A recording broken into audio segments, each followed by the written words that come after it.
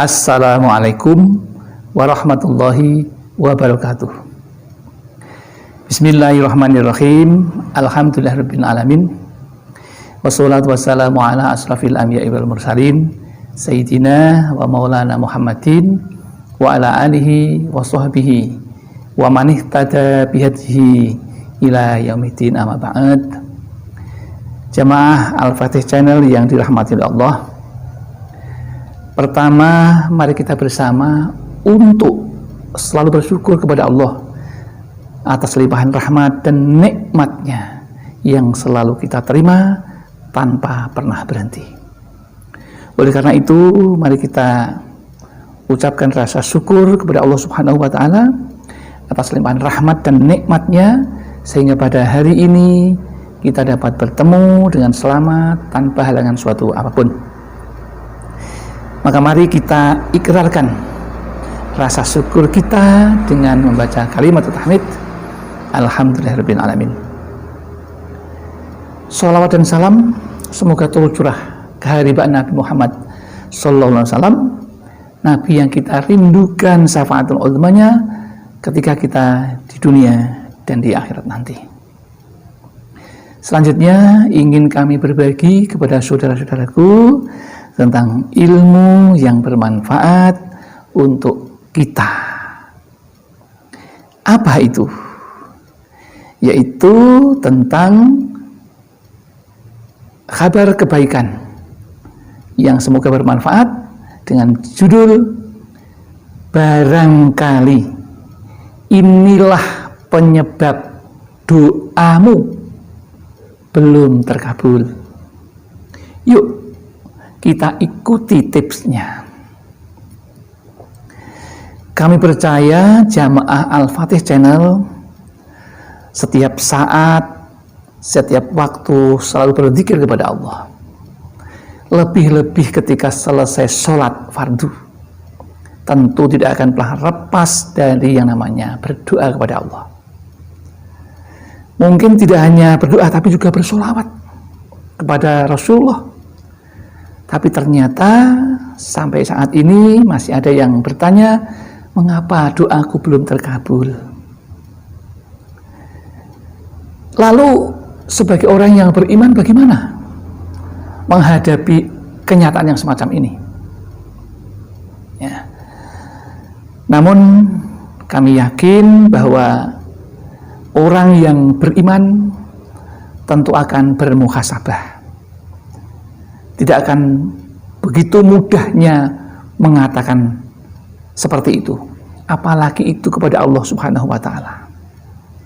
Itu namanya berkeluh kesah yang Allah tidak suka dengan itu.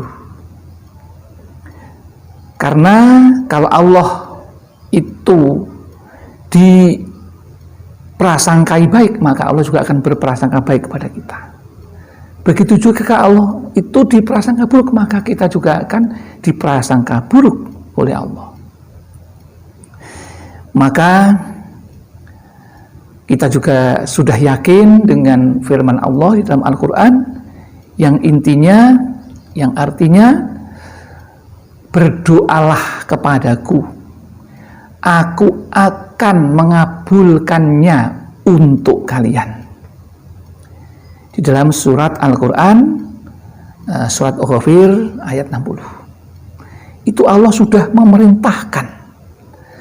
Tetapi tentu yang dikabulkan itu bukan tanpa syarat.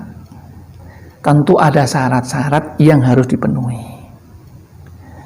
Seperti yang diceritakan pada kisah ini. Pernah ada seorang berkeluh kesah kepada Ibrahim bin Adham.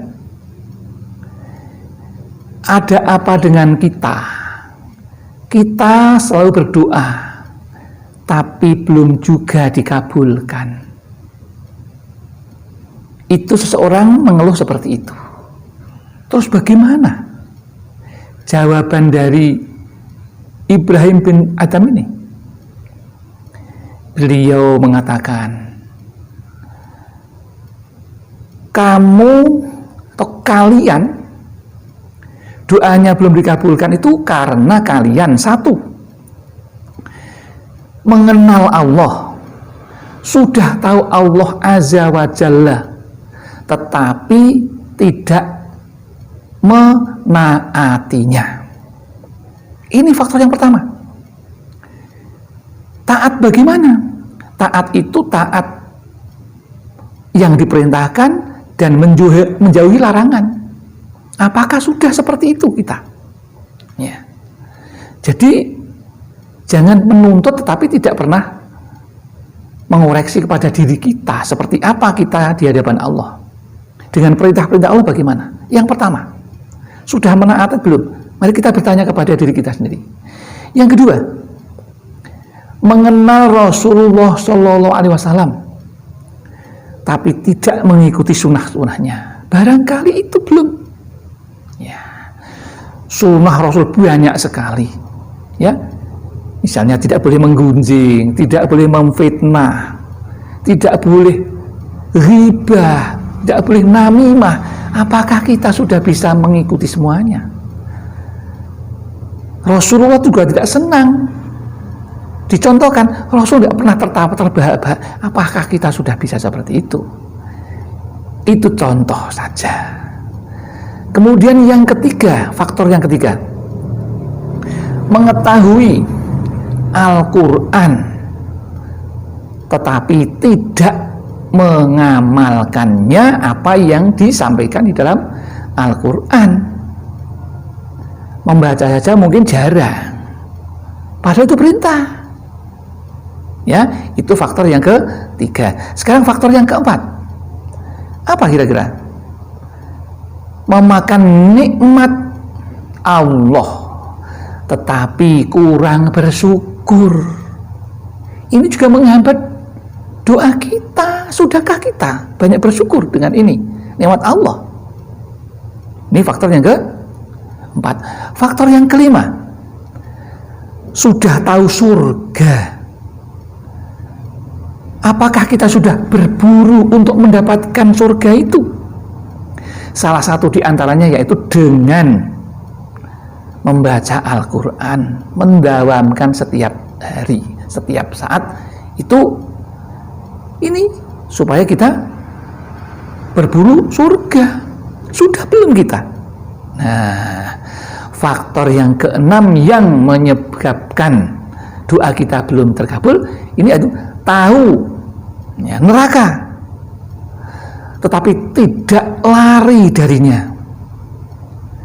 Lari dari neraka itu bagaimana? Banyak membaca istighfar, membaca khauqolah, banyak membaca tasbih, banyak membaca tahlil, banyak membaca takbir. Sudah belum? Ini faktor yang keenam yang menghambat doa kita. Jadi kita harus bijaksana jadi orang. Ya, jangan mudah menuntut, apalagi suudzon kepada Allah. Kok belum dikabulkan doa saya? Nah, itu kan namanya gersuloh, namanya suhtin, ya, menggerutu. Kemudian faktor yang ketujuh yang menyebabkan doa kita juga tidak dikabulkan itu karena kita sudah mengenal setan. Sudah kenal setan, tapi tidak memeranginya. Kita tidak menyatakan perang dengan setan, justru menyepakatinya. Tingkah laku setan kita ikuti. Ini juga akan menghambat doa-doa kita untuk diterima oleh Allah. Meskipun Allah sudah mengatakan akan dikabulkan, tapi juga ada syaratnya. Nah, yang ketujuh. Sekarang yang kedelapan. Ini tahu, kita tidak tahu kematian, bahwa kita itu akan mati, tapi tidak mempersiapkannya. Sudahkah ya saudara? Jujur, sudahkah saudara mempersiapkan bekalnya mati? Sudah belum? Jujur aja. Maka kalau kita orang yang bijaksana, maka dengan mengetahui ini kita akan tidak mudah ya bersuudzon kepada Allah dengan mengatakan seperti itu. Itu faktor yang ke-8. Faktor yang ke-9, ya, kita sering takziah dan ikut memakamkan orang yang sudah meninggal. Tetapi apakah kita sudah bisa mengambil pelajaran dari meninggal itu? Sehingga orang menjadi tidak sombong bahwa kita itu besok akan menjadi tanah lagi, asalnya dari tanah kembali kepada tanah. Ketika berkuasa sombongnya luar biasa, dolimnya luar biasa, jadi pimpinan juga tidak bijaksana, tidak adil. Ini kalau kita ingat seperti itu, maka doanya seorang pimpinan akan dikabulkan. Coba, sudah belum? Kita sudah belum nih?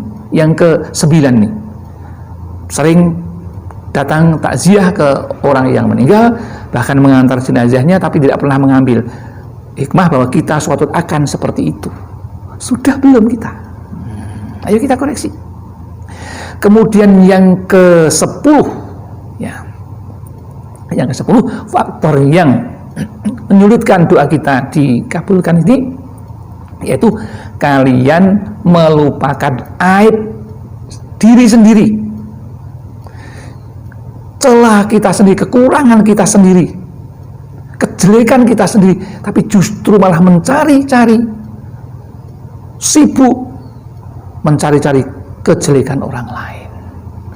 Nah, inilah ke-10, inilah hal yang kadang tidak kita sadari, tapi kita banyak menuntut kepada Allah. Bahkan ada yang mengatakan, berapa bulan saya baca doa ini kemudian Allah akan mengabulkan. Itu juga tidak boleh kita berkata seperti itu suudzon. Kita mengatur-ngatur Allah namanya. Kita nggak boleh seperti itu, ya. Nah, maka dengan mengetahui 10 faktor yang menghambat, dan itu datang dari diri kita sendiri, ya, masih ada faktor yang berada di luar itu, lain waktu akan kami sampaikan, ya. Ini faktor penyebab doa kita belum dikabulkan yang datang dari kita sendiri. Jadi kalau kita sudah bisa 10 itu kita penuhi, insya Allah doa kita akan segera dikabulkan, ya. Kemudian bagi kita supaya diridhoi oleh Allah, maka berusahalah ini pelajaran untuk kita pahami. Mari kita kerjakan yang 10 ini, ya, supaya kita bisa dikabulkan doa-doa kita.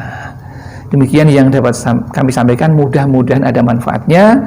Kami akhiri pertemuan kita dengan alhamdulillahirabbil alamin. Barangkali ada kesalahan, kekhilafan karena kami merasa masih fakir akan ilmu, masih kekurangan dalam segala hal, tempatnya salah, lupa, maka mohon dibetulkan kalau ada yang salah, dan mudah-mudahan Allah mengampuni, dan ada benarnya semata-mata Allah yang punya. Akhirul kalam, billahi wal hidayah wal inayah wal barakah. Assalamualaikum warahmatullahi wabarakatuh.